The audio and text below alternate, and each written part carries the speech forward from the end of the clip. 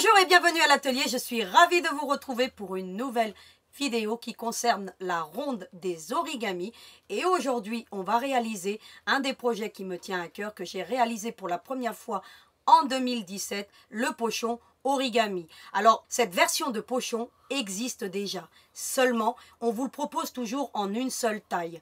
Moi, ce que je vais vous apporter aujourd'hui, eh bien, c'est une multitude de tailles puisque vous pourrez le réaliser avec une technique simple, avec une petite formule mathématique. Vous pourrez faire des très grands pochons.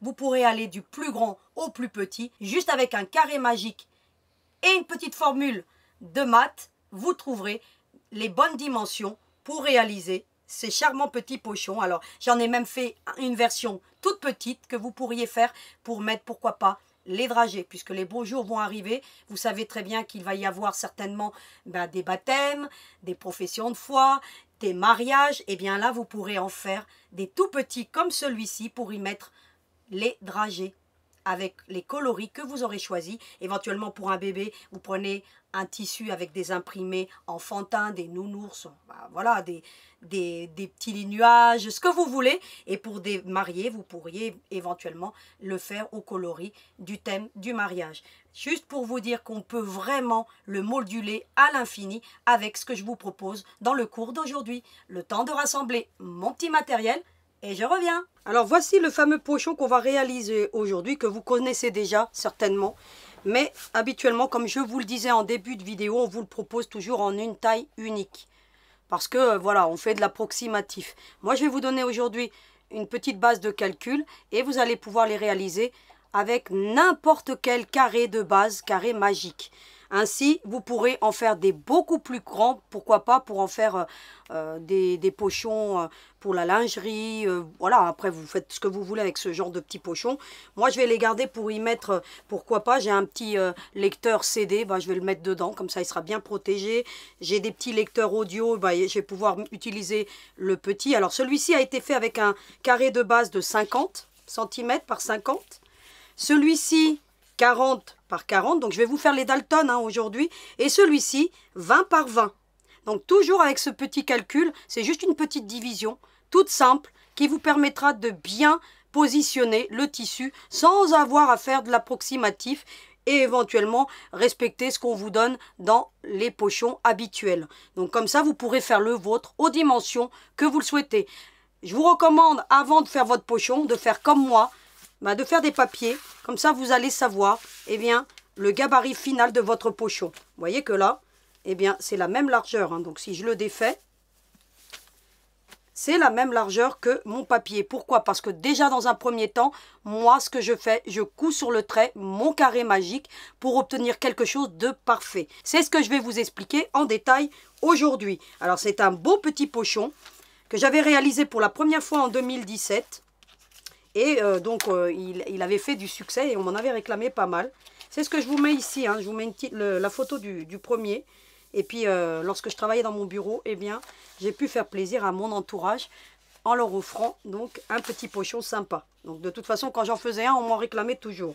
Donc ça va de soi, surtout qu'il est super joli. Même pour le goûter, des enfants. Vous pouvez en faire un très grand comme ça pour mettre le goûter des enfants. À ce moment-là, vous utilisez du tissu enduit. Comme ça, ça évite de le tacher. Pourquoi pas en faire un pour mon petit garçon pour son goûter. Avec du tissu enduit, on obtient quelque chose de super sympa pour le goûter. Et très facile ensuite à fermer.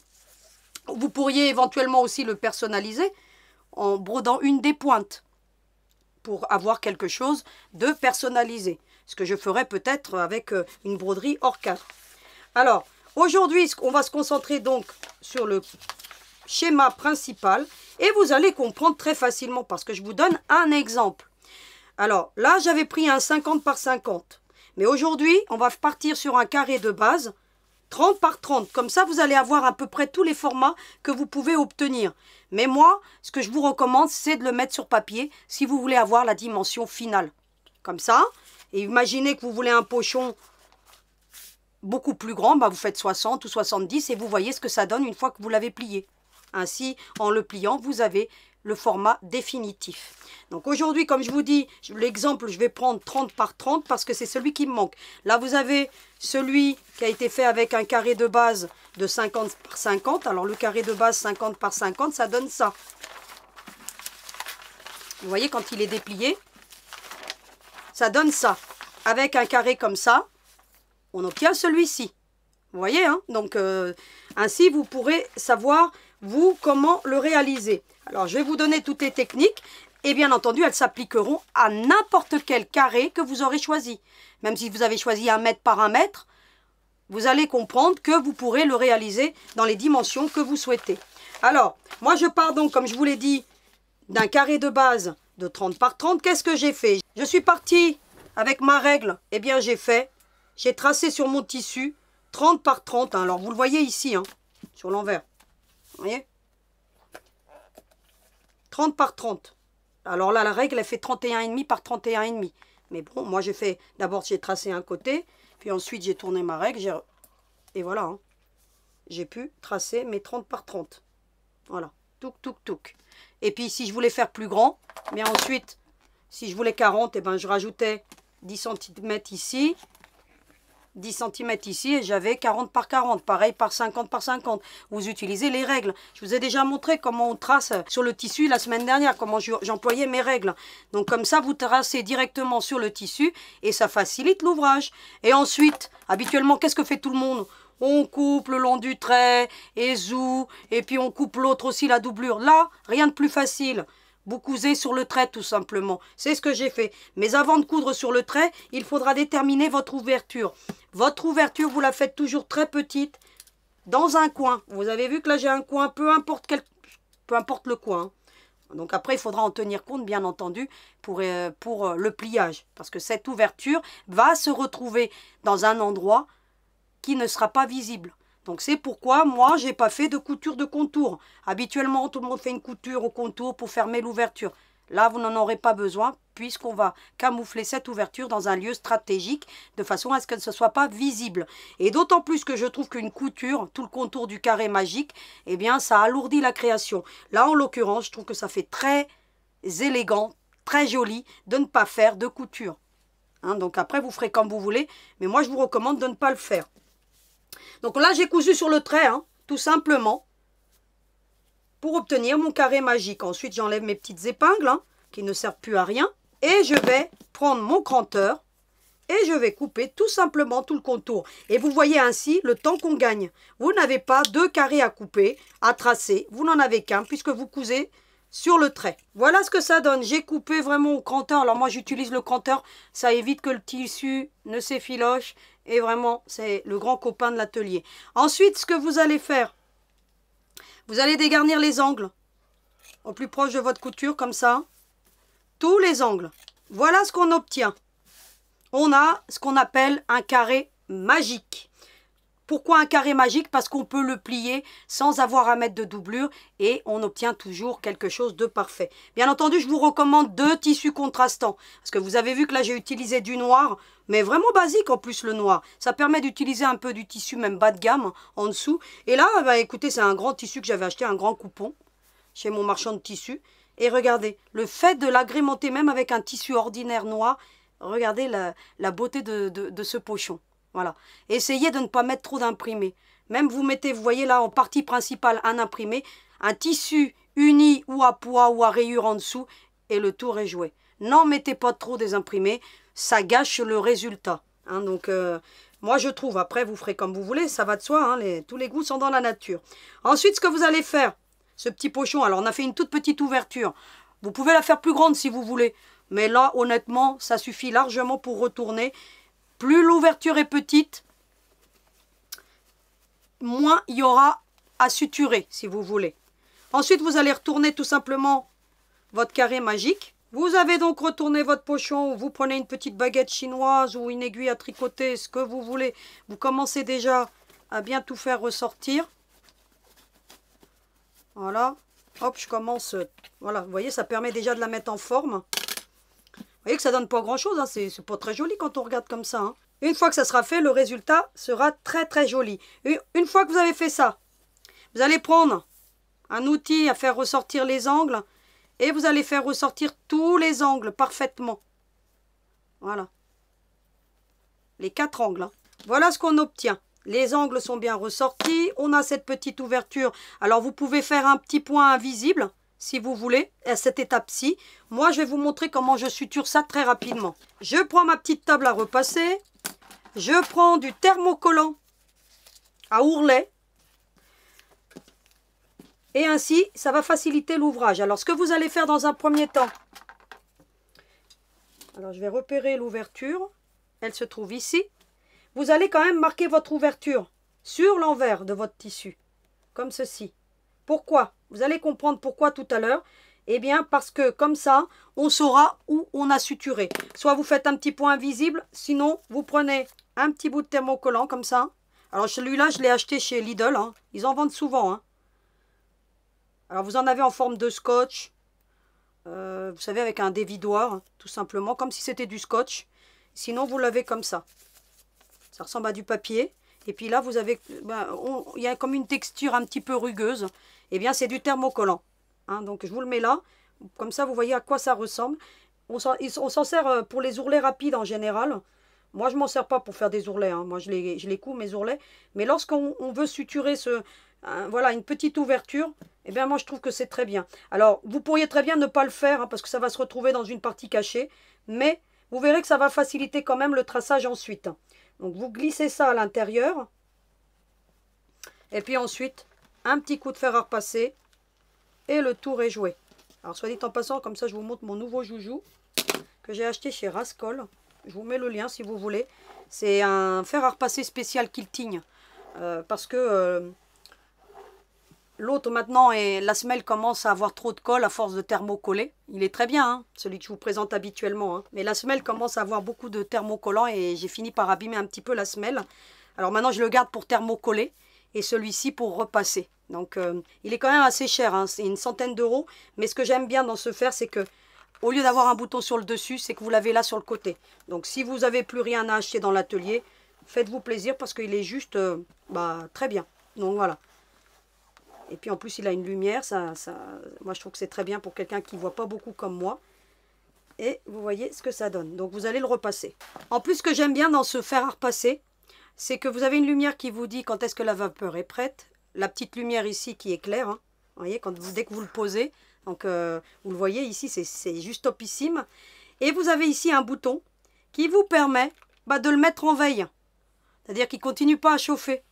Donc, comme ça, eh ben, si vous l'oubliez, parce que moi, avec l'autre, ça m'arrivait même de l'oublier complètement, de le débrancher à la prise. Eh ben là, en l'occurrence, vous appuyez sur le bouton. Vous pouvez le laisser, ça laisse la veilleuse, bien sûr. Mais il ne chauffe plus. Et puis ici, vous avez un grand réservoir. Alors, je vous montre quand même, hein, parce qu'il est top. Hein, un grand réservoir pour l'eau.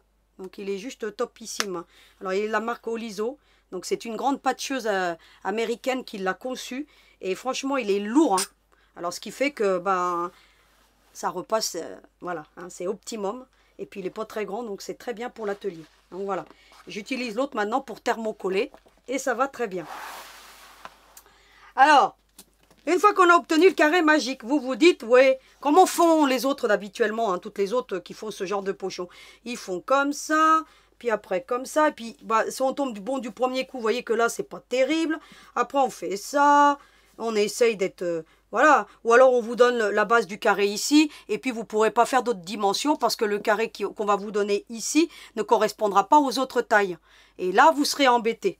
Donc moi, ce que je vais vous faire aujourd'hui, eh bien, vous avez ici, vous voyez, l'ouverture. Hein. Donc, pour que elle reste fermée. Puis, en général, parfois, on ne l'a pas bien fermée. Bon, voilà. Comme ça va rester dans une partie cachée. Qu'est-ce que vous allez faire? Eh bien, vous allez faire une simulation. Vous savez que cette pointe, eh bien, vous allez l'emmener comme ça. C'est-à-dire que vous allez faire la diagonale dans ce sens-ci. Alors, vous allez prendre une règle. Vous l'avez dans le schéma, hein, de toute façon. Hein. Regardez ce qu'il faut faire. Hein. Vous avez l'ouverture, que ce soit dans un sens ou dans l'autre. Vous voyez, là, si je devais, je le mets comme ça. On obtient la même chose que ce que je vais faire là. Vous voyez, si je vous le mets à l'envers. Eh bien, vous allez déjà faire dans un premier temps la diagonale. Ça va de soi que je vous mets tout le matériel en lien. Le porte-mine, pour tracer dans des tissus sombres, c'est l'idéal. Sinon, les frictions que je vous mets habituellement, mais là, je vous remettrai le porte-mine. Hein. Vous avez la première diagonale. Puis ensuite, on vous dit, il faut faire ça. Vous voyez, il faut dépasser la diagonale. Ou, vous voyez, vous n'arrivez pas forcément, regardez. Si vous faites au hasard, vous y arriverez. C'est quasiment impossible. Hein. Regardez. C'est pas bon, ça.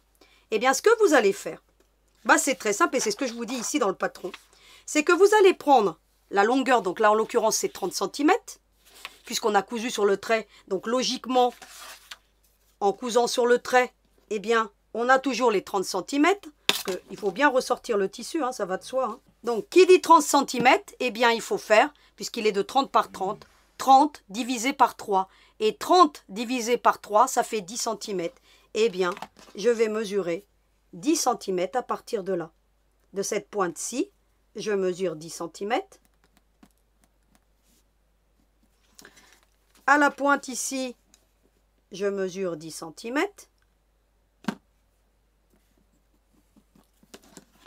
À la pointe ici, je mesure 10. À cette pointe-ci, je mesure les 10.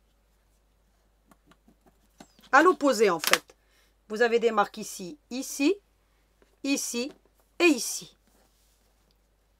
Ensuite, il vous suffit de prendre une règle et de venir tracer ainsi.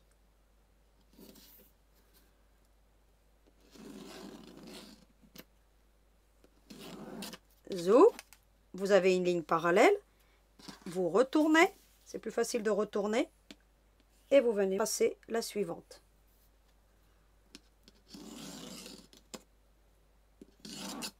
Et vous avez vos deux lignes. Et vous obtenez la même chose que sur le schéma. Vous voyez? Alors, je vous montre celui de 50-50, ce que j'ai fait. Comme ça, vous pourrez le faire. Mais qu'est-ce que j'ai fait? J'ai 50 par 50. J'ai fait 50 divisé par 3. Ça donne 16,66. De là à là, j'ai mis 16,6. Hein. Le 0,66, on s'en manque un petit peu. Le 0,6. Hein. Ici, 16,66. D'ici à ici, 16,66. Ça m'a permis de ramener la pointe où il y a ouvert ici, comme ceci, et j'arrive à ce niveau-ci, de replier l'autre sur les traits, et mon pochon est formé. Vous avez vu? Je vous montre tous les exemples. Hein. Là, j'ai celui 40 par 40. Qu'est-ce que j'ai fait? Je sais que c'est 40 par 40. 40 divisé par 3, ça me fait 13,33. J'ai d'ici de la pointe à ici 13,33. De la pointe ici 13,33. La même chose de ce côté-là. L'ouverture est ici. Je l'emmène ainsi. Je l'emmène ainsi. Et le pochon est formé très rapidement aux dimensions que je le souhaite. Je vous montre pour tous, hein, comme ça. Vous verrez que la formule est bonne pour tous les pochons. Là, c'est le 30 par 30. Donc, c'est ce qu'on vient de faire. Donc, ça faisait 10. Donc, vous l'avez vu ici. Et le tout petit qui faisait 20 par 20.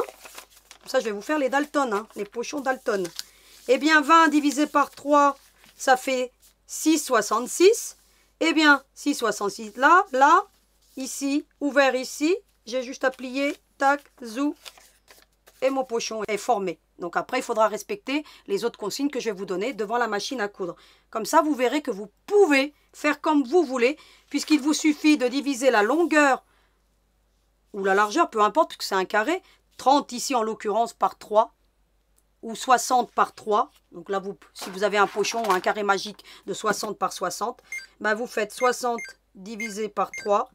Et vous trouvez 20. J'aurais pu le faire de tête, hein. Là pour le coup. Hein.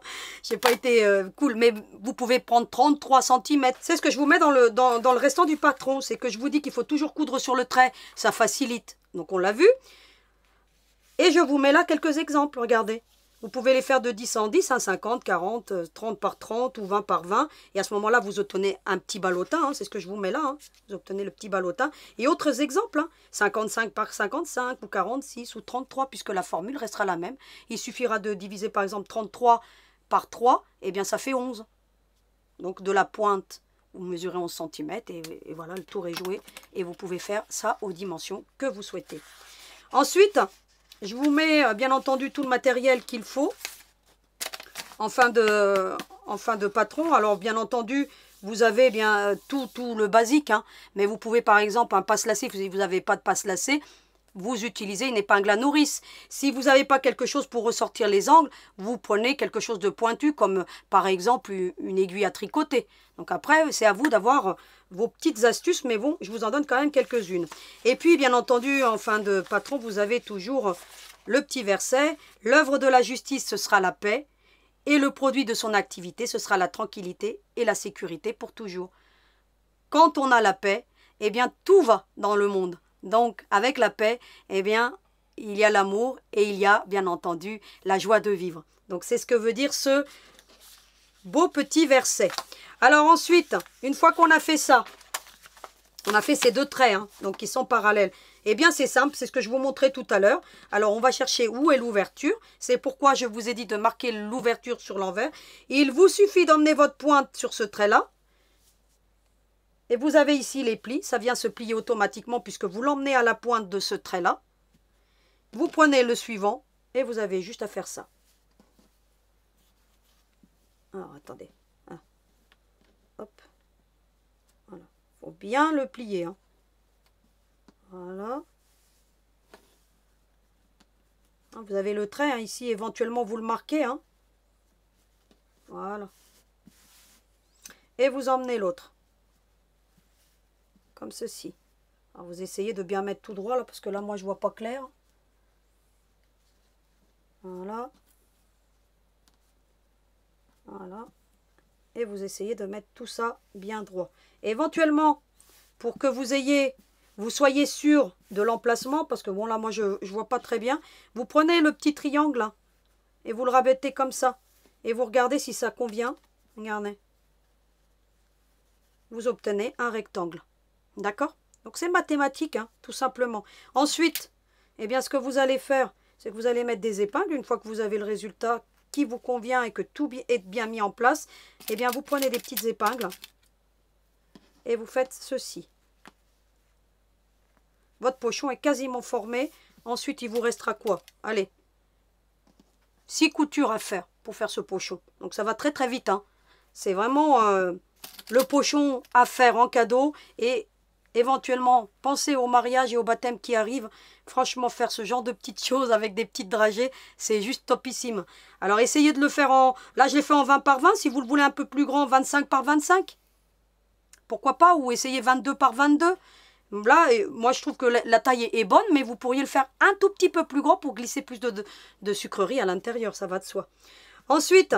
Vous allez prendre une règle à patchwork, vous allez vous mettre en arête droite. L'avantage d'une règle à patchwork, c'est que vous avez des angles droits. Et au niveau de la pointe, vous voyez la pointe qui est ici, là, elle est là. Eh bien, vous mettez bien votre règle en angle droit. Vous avez vu en combien de temps on fait ce pochon? Avec les dimensions, avec juste en divisant la longueur par 3. Et puis, ben, le tour est joué, il est fait très rapidement. Ça, c'est ma méthode à moi. Donc, pour pouvoir le réaliser. Bien entendu, je vous mettrai en lien la règle, hein, parce qu'elle est juste topissime. Donc, je vous mettrai celle-ci, je vous mettrai la grande de 60, et puis je vous mettrai celle de 15 par 30. Hein, parce que, voilà, elles sont vraiment topissimes, et on en a toujours besoin dans l'atelier. Ensuite, une fois que vous avez fait cette règle, soit vous faites une ligne à 1,5 cm, soit à 2. Ici, j'avais fait 2. D'accord? Ici, j'avais fait 1,5. Et puis ici, j'avais fait 1 cm. Après, vous déterminez comme vous voulez la ligne. Hein. Parce que en fait, il faut qu'on englobe la pointe qui est ici. Alors, vous allez faire ici 1,5 sur celui-ci, ça va très bien. Après, vous le déterminez comme vous voulez. Hein. 1, 2 cm, mais quand plus le pochon est petit, moins vous mettez 2 cm, ça va de soi. 1,5, ça suffit largement là. Si vous en faites un grand, un très grand, je sais pas, d'1 mètre par 1 mètre, vous allez mettre 3 ou 4 cm à partir du milieu. Comme vous voulez. Après, vous faites ça à l'œil. Hein. Vous voyez ce que ça donne. Hein. On a le milieu ici et les lignes. Et bien maintenant, qu'est-ce qu'il nous reste à faire? Eh bien, à venir faire les petites coutures pour réaliser ce pochon. Donc, je vous retrouve devant ma machine à coudre. À tout de suite. Voilà donc le pochon qui est plié, prêt à être cousu. Eh bien, il nous reste à coudre maintenant les traits qui sont là. Alors, pour le coudre, je vous recommande de prendre dans ce sens-ci. C'est plus facile. Et puis, vous allez coudre sur le trait. Vous savez que moi, j'aime bien coudre sur le trait. Je trouve que c'est le meilleur moyen d'avoir des plus beaux résultats. Donc on coud sur le trait tranquillement. Alors moi j'ai utilisé un point de 2 hein, tout du long. Bien entendu on utilise toujours un stylo effaçable à chaud. Voilà, je couds un, je couds le suivant. Voilà ce qu'on obtient. Vous avez vu, hein, j'ai pas cousu le milieu. Le milieu m'a servi à faire les traits justement qui sont là parallèles. Ensuite, eh bien c'est simple, hein. Vous allez enlever vos épingles parce que ça risque de gêner. Après vous connaissez la technique, hein, je suppose. Hein. C'est que vous allez mettre endroit contre endroit, comme ceci. Hein. Vous allez faire en sorte qu'ici tout soit bien plaqué. Ici vous allez bien tendre pour éviter les plis. Vous mettez des petites pinces. Et ici vous faites en sorte que... Vous voyez, alors, vous allez utiliser du tissu coton, certainement. Moi, mon tissu est très très lourd. Si vous utilisez du coton, ce sera beaucoup plus facile que ce que je suis en train de faire là. Hein. Donc moi, en plus, mon tissu est extensible. Ça ne facilite pas forcément l'ouvrage. Mais, on obtient, vous avez des vieux rideaux, par exemple. Hein, vous saurez comment les recycler. Moi, j'aime bien utiliser pour les pochons des matières assez lourdes. Hein. Je trouve que c'est joli. Et on obtient de très très beaux résultats. Je l'aime bien ce pochon, moi. Il avait cartonné hein, quand je l'avais fait. Vous voyez?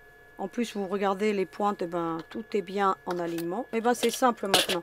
Vous allez prendre toujours un point serré. Et puis vous allez coudre le plus au bord possible. Les latérales, tout simplement. N'oubliez surtout pas de faire bien entendu une marche arrière en début et toujours en fin de couture, ça va de soi, hein. Donc ça c'est le b.a.-ba de la couture, on emmène ça jusqu'au bout. Et bien entendu on coud du haut vers le bas, c'est toujours plus facile, vous retournez dans l'autre sens et vous cousez l'autre latéral de la même manière. Vous obtenez ceci. Alors vous vérifiez que vous avez tout bien pris, mais vous voyez que la couture est vraiment au bord. Ensuite on va faire les angles, alors pour faire les angles, vous glissez votre main à l'intérieur du pochon. Alors vous faites attention de bien le glisser à l'intérieur, vous voyez, parce que vous avez les plis. Hein. Alors hop, vous mettez votre doigt comme ça. Et puis là, bah, vous n'avez plus qu'à faire le petit angle. Alors si vous avez fait ici la dimension que vous souhaitez, eh bien vous ajustez. Vous voyez que vous avez déjà une couture, bah, vous avez juste à passer par-dessus. Ou à côté, ou plus grand. Après l'arête, vous la faites comme vous voulez. Je vous donne pas d'exemple parce que vous le faites comme vous voulez. Vous voyez que là, moi, bah, je vais passer sur la couture des traits qu'on avait fait tout à l'heure. Hein. Voilà, ça donne ceci. Hein. Ensuite, bah, je vais faire l'autre côté de la même manière. Voilà ce qu'on obtient. Vous avez vu? Quelque chose de super propre. Alors, cette petite pointe, il ne faut pas la couper, hein, ça va de soi, parce que sinon vous n'aurez pas une belle finition. Si vous la coupez, bah, vous mettez un biais. Donc, mais là, je ne vois pas l'intérêt. Mais vous pouvez la plier comme ça et venir la coudre si vous voulez. Vous voyez, vous faites un petit point de couture. Moi, je ne le fais pas, je le laisse parce que de toute façon, ça fait un renfort dans le fond du pochon. Et ça ne gêne pas, mais vous pourriez la coudre. Et à ce moment-là, vous obtenez une belle finition. Ou vous coupez et vous mettez un biais. Ça va de soi pour la finition, sinon c'est pas joli. Mais sinon, vous pouvez laisser parce que, honnêtement, on ne le voit pas dans le fond du pochon. Ensuite, vous n'avez plus qu'à bien tout faire ressortir comme ça. Vous avez vu ce qu'on obtient. Hein. Hop. Il est merveilleux ce pochon. Donc, franchement, moi je l'aime beaucoup. Et même si je sais que la plupart d'entre vous le connaissent déjà, avec la formule mathématique, vous allez pouvoir en faire une multitude différente. Donc il fallait vraiment que je vous le propose avec ma méthode à moi. Alors je voulais vous montrer aussi quelque chose. Vous voyez que là, j'ai un trait là, qui a été fait avec donc mon mine craie. Mais il existe des gommes. Alors celui-ci, c'est un porte-gomme de la marque Shoeline, qui vous permettent d'effacer ces traits. Alors je vous montre rapidement. Vous voyez? Voilà. Vous voyez? Ça vous les efface sur le tissu. Donc c'est des gommes spéciales tissu qui permettent d'effacer les mine craies. Je ne sais pas si vous connaissez. Donc je vous le mettrai aussi en lien. Parce que là honnêtement, ben, c'est plutôt pas mal. Parce que essayer de l'enlever avec de l'eau, ça ne part pas très bien. Et bien avec la gomme, c'est topissime. Regardez. Vous avez vu? Donc je finirai le travail à plus tard. Hein. Mais ça permet d'avoir quelque chose de parfait. Donc vous voyez, je vous la mets en lien cette petite gomme parce qu'elle est vraiment topissime et ça coûte pas très cher. Hein. C'est la marque Shoeline, c'est une marque que je vous présente souvent. Ils font aussi les porte-mines. Elle est super jolie, je vous le mettrai aussi en lien celui-là. avec les petits papillons. Ils font aussi le tube de colle que je vous ai déjà montré pour la colle temporaire. Ils font aussi beaucoup d'enfil aiguille. Vous voyez, des petites choses comme ça utiles, mais vraiment très très très jolies. Et je trouve vraiment, voilà, c'est vraiment original. Les coloris, j'aime beaucoup. Donc voilà. Ensuite, bah, qu'est-ce qu'il nous reste à faire? Bien écoutez, pas grand chose. Ensuite, voilà, vous avez juste à plier comme ça. Vous voyez, ici, ça vous l'emmène bien. Vous mettez ça bien au bord, comme ça. Vous mettez une petite épingle d'un côté et puis de l'autre.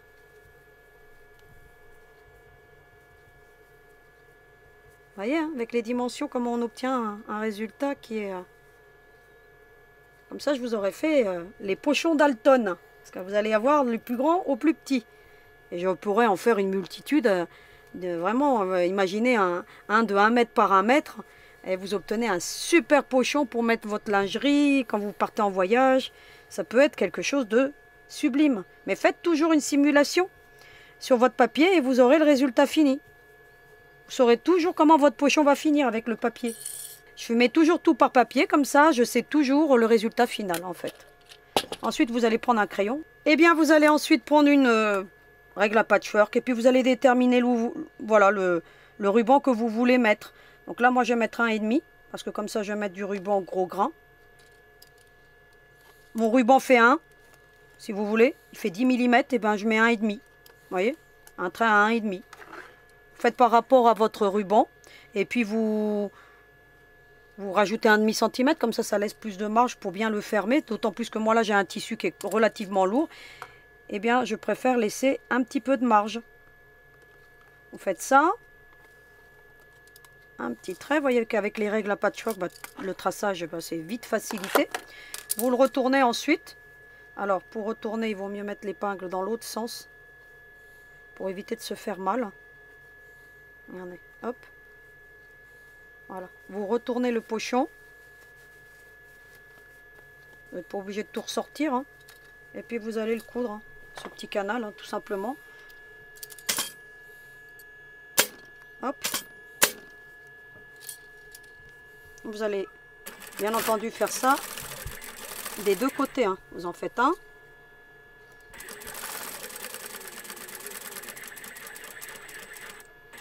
Petite marche arrière.